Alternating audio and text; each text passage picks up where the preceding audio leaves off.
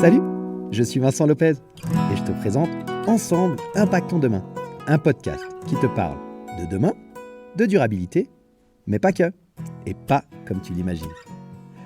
Je te propose un voyage stimulant autour de thématiques variées qui me passionnent, comme les crypto-monnaies, le développement personnel, le zéro déchet, les nouvelles technologies ou encore la gestion de tes finances personnelles. Quel que soit le domaine, je décortique les actions de notre quotidien en les analysant sous le spectre de leur impact sur le monde de demain. Comment tes choix, tes décisions, influencent notre futur, celui de nos enfants et aussi celui de la planète?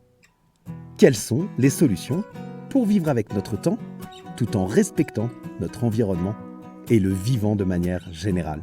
Alors bienvenue dans Ensemble, Impactons Demain.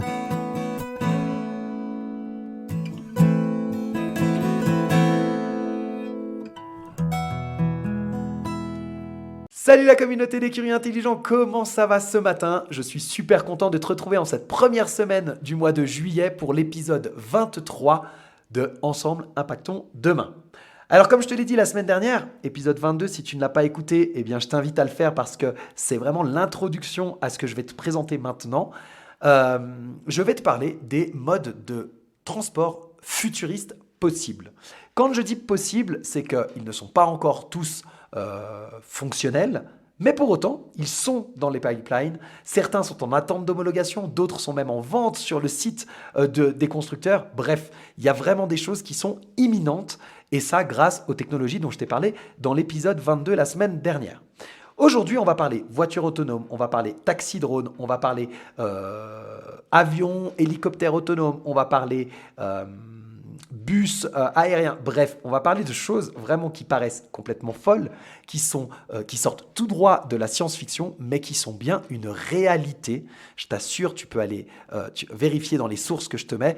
Il y a énormément de choses qui sont en train de se passer et on est à l'aube d'un changement assez fou dans la mobilité de manière générale. Donc, je te souhaite une bonne écoute et je te retrouve à la fin de l'épisode. Salut. Alors on commence dans le vif du sujet avec quelque chose dont tu as déjà entendu parler, j'imagine, ce sont les voitures autonomes. Les voitures autonomes, en fait, tout le monde se dit, ok, quand est-ce qu'on va pouvoir se déplacer en véhicule autonome grâce à l'intelligence artificielle et ce genre de choses, d'autant plus en 2023 où on est dans une année qui explose au niveau, je vais dire, de la connaissance de l'intelligence artificielle par le grand public, parce que ça fait un petit moment déjà que l'intelligence artificielle est présente dans nos vies, mais c'est vrai qu'avec la sortie, en l'occurrence, de ChatGPT, eh bien, les gens ont découvert des chatbots, c'est-à-dire des interfaces de communication avec lesquelles tu peux échanger et tu as l'impression qu'il y a un humain qui te répond alors que c'est un algorithme qui fait des calculs de probabilité sur quels sont les mots qui sont le plus pertinent dans une réponse donnée. Voilà, bref, je ne rentre pas en détail comme je te l'ai dit. Je te rappelle qu'il y a les épisodes 5, 6 et 7 de Ensemble Impactons Demain qui te parlent déjà de cette technologie de l'intelligence artificielle. Mais voilà, quand est-ce qu'on va se déplacer avec des véhicules autonomes tout seuls grâce à cette intelligence artificielle? En fait, il y a déjà de nombreuses entreprises qui travaillent sur ce sujet. Et outre Mercedes, il y a Tesla également, mais il y a également d'autres constructeurs automobiles traditionnels, mais il y a également, eh bien, je te l'ai dit tout à l'heure, genre Google, Uber, Apple, etc., qui sont très investis dans cette recherche-là. Avec la création en fait, de voitures autonomes, c'est tout l'habitacle du véhicule qui doit être repensé, parce que la voiture, elle devient plutôt un lieu de détente. Tu n'es plus obligé d'être concentré sur ta route, tu vas pouvoir faire beaucoup d'autres choses pendant que quelqu'un t'amène, un peu comme quand tu es dans un taxi. Le problème, c'est qu'il y a la question épineuse de la sécurité routière, de la responsabilité en cas d'accident, les choix de pilotage automatique qui doivent être effectués, etc. Ça freine finalement le développement de la voiture autonome et il y a le cadre juridique qui est encore à définir et ça pourrait encore prendre de nombreuses années. Mais sache qu'aujourd'hui, il y a un certain nombre de projets qui existent, je t'ai mis des liens dans la description, et il y a déjà des expérimentations qui ont été faites et des voitures autonomes qui circulent déjà de manière en mode test dans différentes parties du monde.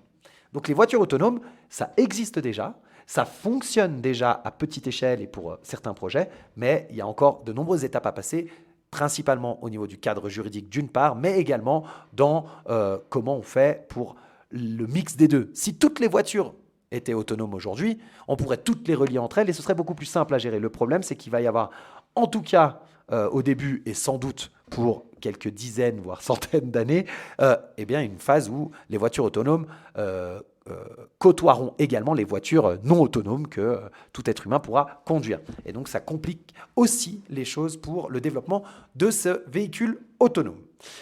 Le deuxième véhicule dont je voulais te parler, ce sont les taxis-drones. Alors là, on est dans quelque chose à un autre niveau.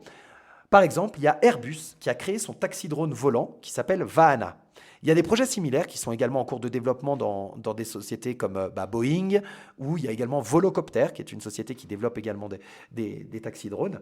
Et il y a même la RATP qui prévoit de lancer un service commercial dès 2030. On est en 2023, on est mi-2023, donc tu vois, on parle de quelque chose qui est dans 6 ans et demi. Il prévoit un service commercial. Il y a l'entreprise chinoise Hehang qui progresse énormément avec une voiture volante qui s'appelle Ehang 226 AAV. Et ce dernier modèle de voiture, il devrait entrer en fonction assez rapidement parce qu'il y a des expérimentations de vol qui ont été réalisées en Asie, mais aussi en Autriche, en Norvège, aux États-Unis et même au Canada. Donc voilà, ça c'est quelque chose qui pourrait arriver très très vite. Et puis on a enfin Volocopter dont je t'ai parlé, qui a reçu en 2021 une certification européenne pour voler dans un périmètre restreint. Et ça fait qu'il y a déjà des vols commerciaux, c'est-à-dire pour emmener des gens, etc., qui sont prévus pour les Jeux Olympiques de Paris en 2024. On parle de l'année prochaine. Dans un an, il est possible que tu vois déjà un certain nombre de petits véhicules autonomes pour des tâches très précises. Donc voilà, ça c'était pour les taxis-drones, j'ai trouvé ça assez génial. Vraiment, je t'invite à aller regarder, à aller creuser les sources que je te donne. Ensuite, je t'ai parlé des capsules électriques. Alors là, on est dans un véhicule qui est à mi-chemin entre le train et la voiture électrique, qui devrait révolutionner finalement notre manière de nous déplacer. Ça s'appelle l'Urban Loop. En fait, c'est un projet qui est porté par 4 écoles d'ingénieurs du côté de Nancy et qui a battu un record du monde, celui de la plus faible consommation énergétique pour un véhicule sur rail. Tu vois le lien avec l'éco-responsabilité, l'impact CO2, etc. Bah là, on a un projet très concret qui a déjà battu un record du monde sur cette thématique-là. C'est un moyen de transport qui prend un peu la forme de, comme je te disais, un peu des petits œufs, tu vois, les télécabines qu'on pouvait avoir, mais en plus petit encore, en montagne, et ça peut embarquer 1 ou 2 passagers ou une personne avec un vélo. Mais en fait, ça, c'est monté sur rail, c'est à l'intérieur d'un tube, comme un tunnel transparent électrique, et c'est complètement autonome. Et en fait, il y aurait des stations qui pourraient se mettre un peu partout en centre-ville. Tu entres dans la capsule, tu entres ta destination, et puis là, le véhicule, direct, il t'amène sur une moyenne environ de 60 km/h, sans arrêt, sans correspondance, il t'amène à ton point de destination, je dirais. Le gros avantage par rapport à un train ou à un métro, par exemple, bah, c'est que tu es tout seul et que tu ne perds pas de temps en freinage et en redémarrage à chaque station. Et en fait, les rails, elles forment des sortes de boucles interconnectées et c'est des algorithmes, donc des logiciels, qui vont optimiser tout ça en temps réel, les trajets, optimiser aussi les vitesses, approvisionner toutes les stations en capsules pour qu'il y en ait suffisamment, délester les boucles qui sont surchargées, etc. L'enjeu, il va être de fluidifier la circulation et de réduire le trafic automobile. Le projet, il est hyper séduisant sur le papier, mais ça nécessite quand même un aménagement urbain qui est assez spécifique, notamment le fait d'avoir des rails un peu partout dans les villes. Mais voilà, il pourrait notamment être utilisé au moment des JO de Paris en 2024. Donc voilà les informations que j'ai pu glaner à droite à gauche sur différents sites. Je te mets tout ça dans la description. Dans le même état d'esprit, mais un petit peu différent, on quitte le centre-ville et puis là, on va se rapprocher des zones rurales et on va parler du taxi-rail. Alors, c'est loin, l'Urban Loop, c'est loin d'être le seul projet dans ce sens-là. Ça fait un peu penser d'ailleurs en plus cheap, tu vois, un peu moins révolutionnaire, mais aussi en plus réaliste finalement, au projet Hyperloop dont je te parlerai plus tard et qui a été imaginé par Elon Musk et qui est déjà testé aujourd'hui, tu vas le voir, par de nombreuses entreprises à travers le monde. Mais comme tu le verras aussi, ces expérimentations, bien qu'elles se multiplient et qu'il y ait plusieurs projets à travers le monde, y compris en France d'ailleurs, ça n'arrive toujours pas, c'est trop cher, techniquement c'est extrêmement compliqué à mettre en place et il y a même certaines personnes qui disent que c'est une escroquerie, que ça n'apparaîtra jamais, etc. Donc voilà, c'est pour ça qu'il y a l'idée, disons, d'avoir des transports qui sont peut-être un peu moins ambitieux et futuristes que l'Hyperloop, peut-être, mais en tout cas qui sont plus proches de nous et surtout qui sont beaucoup moins coûteux. Et c'est le cas donc d'un autre concept de transport en commun pour le coup, qui est assez étonnant et qui pourrait sauver tu sais, toutes ces petites lignes de train qui ont été abandonnées. Parce qu'il y en a partout. Je ne sais pas dans la région dans laquelle tu vis. Moi, où je vis, je me souviens quand j'étais petit, il y avait des lignes de train qui étaient utilisées. Alors, beaucoup pour du train de marchandises encore. Il y avait très peu de voyageurs à cette époque-là. En tout cas, il y en avait déjà beaucoup moins. Mais aujourd'hui, elles n'existent même plus. Elles sont même désaffectées, ces lignes. Il y a même des tronçons où on enlève les rails pour bétonner. Enfin, tu vois, donc il y a plein de petites lignes, en tout cas en France, énormément de petites lignes de train qui ont été abandonnées. Eh bien, le taxi-rail, pardon, pour le coup, bah, c'est plus pour les centres-villes, c'est plutôt pour les zones rurales, mais ça permet, de manière très ingénieuse, c'est un concept qui est hyper ingénieux, qui est français, là encore, de réhabiliter ces voies désaffectées. Je vais y arriver. Et donc, en fait, c'est un train autonome léger. En fait, il a été testé, là encore, il a été testé dans l'est de la France, en l'occurrence. Tu vois, je te parlais de Nancy juste avant. Voilà, on est toujours dans l'est de la France. C'est des capsules autonomes, donc ils sont plus grandes. Hein, là, c'est pour, ça ressemble beaucoup plus justement aux œufs des stations de ski. Là, tu pourrais mettre plus de personnes dedans. On pourrait mettre jusqu'à 40 passagers dedans sur des lignes qui sont inutilisées et ça roulerait. Enfin, ça roule dans les tests qui ont été faits à l'hydrogène. En heure pleine, ça fonctionne comme un train classique avec des horaires, etc. Et en heure creuse, c'est à la demande. Tu pourrais réserver ton train via une application comme un taxi, 7 jours sur 7, 24 heures sur 24, avec une poignée d'autres passagers. Puis ensuite, c'est une intelligence artificielle qui va optimiser les trajets, les correspondances avec les lignes de train classiques. Et en fait, le coût, il est quasiment nul parce qu'on utilise des infrastructures qui sont déjà existantes. Donc voilà, le taxi-rail pour les zones rurales, eh bien, c'est quelque chose qui pourrait voir le jour très prochainement et qui pourrait révolutionner notre manière de nous déplacer. Ensuite, à défaut de louer des véhicules autonomes, eh ben, tu pourrais utiliser certains engins, je vais les appeler comme ça, comme des taxis ou des navettes automatiques. En fait, depuis 2019, il y a des navettes d'aéroport autonomes qui sont testées, en l'occurrence à Roissy, par le groupe ADP, et par EDF et la Semitan, qui est la société de transport en commun nantais, dans la zone d'activité près de l'aéroport de Nantes-Atlantique. En fait, ces navettes automatiques, elles remplacent des bus, et ces véhicules sont capables d'accueillir des dizaines de passagers, tu vois. Et peut-être même que dans l'avenir, eh ben, ce sera le transport en commun. C'est-à-dire que c'est des véhicules qui sont entièrement automatiques. Et ils intéressent en fait fortement des sociétés comme la RATP, Keolis également. Et ils pourraient bientôt en fait te conduire dans les villes ou sur les routes de campagne en dehors du cadre des aéroports. Mais aujourd'hui, ils sont testés dans des aéroports. Et sans doute que ces navettes seront connectées, elles établiront leur trajet en fonction des destinations demandées et en fonction de l'état de la circulation. Voilà pour ces navettes automatiques. Ensuite, un véhicule que j'ai halluciné, mais finalement, c'est pas trop fou hein, quand on y réfléchit, c'est l'hélicoptère autonome. En fait, l'industrie autonome, c'est un vrai danger pour l'automobile actuelle parce que ça entraîne la transfo quasiment la plus importante depuis la création de la voiture au XXe siècle, quoi. Et l'avion autonome semble être l'avenir du transport de masse, c'est-à-dire un avion, tu vois, sous forme de drone qui pourrait transporter. Alors, il y a toutes les questions écologiques, etc., mais qui pourrait transporter tout seul. Aujourd'hui, il y a déjà le pilote automatique dans les avions. Donc voilà, on n'est pas très loin de ce genre de choses. Les taxis volants aussi, c'est un peu le rêve de tout le monde, tu vois, dans les grandes villes pour éviter les embouteillages. Bon, à voir. Il y a Uber, il y a plusieurs entreprises chinoises qui investissent dans cette technologie en plein essor. Il y a des voitures volantes qui sont appelées des Spiner du film de Blade Runner qui deviendront sans doute une réalité en fait dans le futur. Il y a Uber Elevate qui était prévu pour 2023 par Uber qui finalement a délégué toute la partie développement à une autre startup qui s'appelle Joby Aviation en décembre 2020.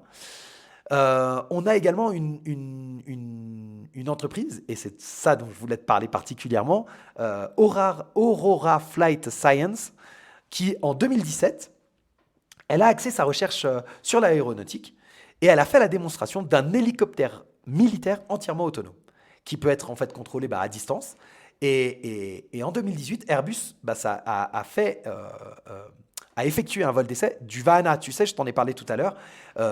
Ils ont démontré un décollage et un atterrissage vertical électrique autopiloté, entièrement électrique. Alors c'est un monoplace pour le moment et avec des ailes basculantes et donc ça fait que cette voiture, entre guillemets, enfin ce drone peut prendre très peu de place. Donc voilà, il y a des choses comme ça qui sont en train de se mettre en place. En avril 2021, Airbus a continué. Tu vois, ils sont très très actifs. Et ils ont annoncé Flight Lab, pardon, dans le cadre d'un projet dont le nom de code c'est Vertex. Et en fait, grâce à la technologie autonome, aux capteurs et aux algorithmes, donc aux logiciels basés sur la vision, ben Flight Lab est pleinement conscient de sa situation et il est capable d'identifier des obstacles. Il est doté de commandes de vol électriques pour un pilotage automatique, amélioré, je dirais, et une interface homme-machine assez avancée qui permet la surveillance et le contrôle pendant le vol, un peu comme dans les avions qu'on a aujourd'hui. Et en fait, ces technologies, elles sont conçues pour réduire la charge de travail des pilotes d'hélicoptères, entre autres, améliorer la sécurité et faciliter aussi la planification et la gestion des différentes missions. Donc les capteurs de caméra avancés, ça permet d'éviter tous les obstacles, ça permet de sélectionner indépendamment l'itinéraire le plus approprié pour atteindre la destination voulue. Il y a une marque leader dans le domaine de l'automatisation industrielle qui s'appelle Omron, Omron, et qui propose des capteurs qui analysent en fait les images pour effectuer des contrôles de position, d'apparence, de caractère, etc., etc. Et ajouter cette technologie-là au lidar dont je t'ai parlé, qui est une autre technique, comme je te l'ai dit pour des véhicules, eh ben, ça permet vraiment d'avoir des véhicules qui sont de plus en plus autonomes en vol, avec des trajectoires, etc. Et donc, on va avoir des hélicoptères autonomes, des avions autonomes qui pourraient arriver. On pourrait aussi avoir des bus aériens. Et vraiment, c'est pas une blague. En fait, à l'instar des taxis volants ou des hélicoptères qui peuvent transporter que quelques personnes, je dirais, bah, en fait, un bus volant, il pourrait transporter un groupe d'une quarantaine de personnes. Et donc, outre le fait que le nombre de passagers est plus élevé, bien sûr, le voyage en bus, genre de Los Angeles à San Francisco ou de Londres à Paris, bah, il ne prendrait qu'une heure, comme pour un vol en avion finalement. Par contre, la différence, c'est que le bus, il pourrait atterrir et décoller beaucoup plus proche des centres-villes grâce à la technologie dont je t'ai parlé tout à l'heure, qui est le décollage et l'atterrissage vertical électrique. L'acronyme, c'est le eVTOL. Et donc ça, grâce à ça, ça permettrait de ne pas être à l'extérieur des villes, dans des aéroports où il y a des grandes pistes d'atterrissage, etc. Ça permettrait de décoller beaucoup plus facilement et d'atterrir, décoller et atterrir de manière beaucoup plus facile et au plus proche des centres-villes. En tant que concurrent d'Uber Taxi, il y a les camions de Kelekong qui transporteraient 4 tonnes et demie de marchandises pour le coût d'un billet de Amtrak ou d'autres choses. Tu vois. Pour commencer, en fait, il y a un vol prévu de 30 minutes entre Manhattan et les Hamptons qui coûtera aux alentours des $80 à peu près. Et puis ensuite, petit à petit, avec l'utilisation, eh ben, ça baisserait. Et le corps de l'avion, du bus aérien, mais c'est un avion finalement, hein, eh bien, il serait construit en composite imprimé en 3D et en aluminium. Donc voilà, il y a déjà un certain nombre de choses qui ont été faites. Cette société, donc Kelekong, elle a également confirmé qu'elle disposait d'une puissance de batterie suffisamment importante pour assurer de tels vols. En fait, cette quantité d'énergie, elle serait suffisante pour alimenter des centaines, voire des milliers de foyers. Et Kelekong, il compare la capacité, donc l'entreprise, Kelekona, parce que je te dis Kelekong depuis tout à l'heure, Kelekona, elle compare la capacité de la batterie à celle des batteries de modèle S ou de modèle 3 de Tesla.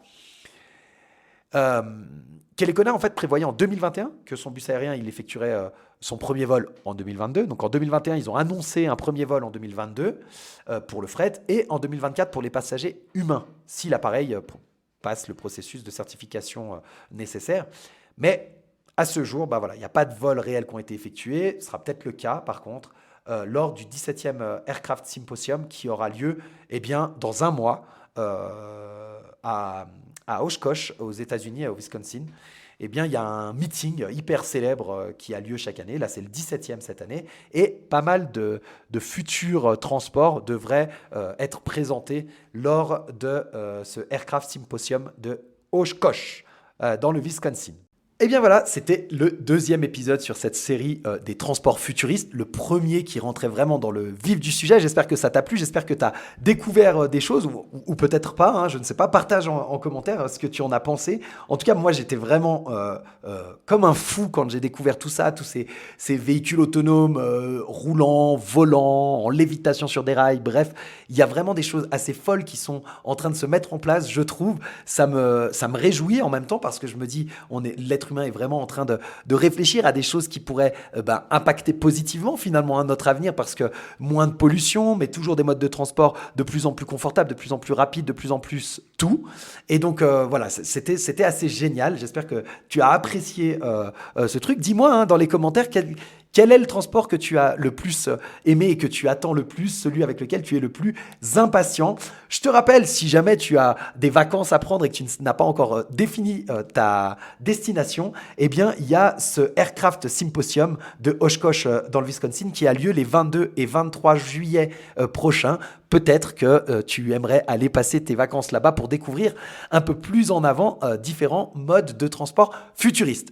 Si tu n'as pas les moyens de te payer un billet d'avion pour aller aux États-Unis, ou simplement que ça ne t'intéresse pas plus que ça de te déplacer, eh bien je te donne rendez-vous la semaine prochaine pour d'autres modes de transport futuristes, tout aussi impressionnants que ceux dont je t'ai parlé aujourd'hui, certains un peu plus traditionnels, qui sortent un petit peu moins de science-fiction, mais d'autres beaucoup plus futuristes que tout ce dont je t'ai parlé aujourd'hui. Eh bien, je t'invite à écouter l'épisode de la semaine prochaine dans lequel je te présenterai de nouveaux modes de transport. Tu verras, il y a encore pas mal de surprises à découvrir. Si tu as apprécié cet épisode, comme d'habitude, n'hésite pas, partage-le, parle-en autour de toi, envoie-le à une personne que tu connais et qui pourrait être intéressée. Si chacun de vous fait ça, c'est déjà énorme. Et bien entendu, comme d'habitude, tu peux laisser des commentaires, c'est toujours un plaisir de te lire. Et surtout, n'hésite pas à t'abonner si ça n'est pas fait. Le fait de t'abonner permet à l'algorithme de faire remonter le podcast dans les recherches. Voilà, moi je te souhaite une très bonne fin de semaine et je te dis à la semaine prochaine pour l'épisode 24 de Ensemble, Impactons demain. Salut!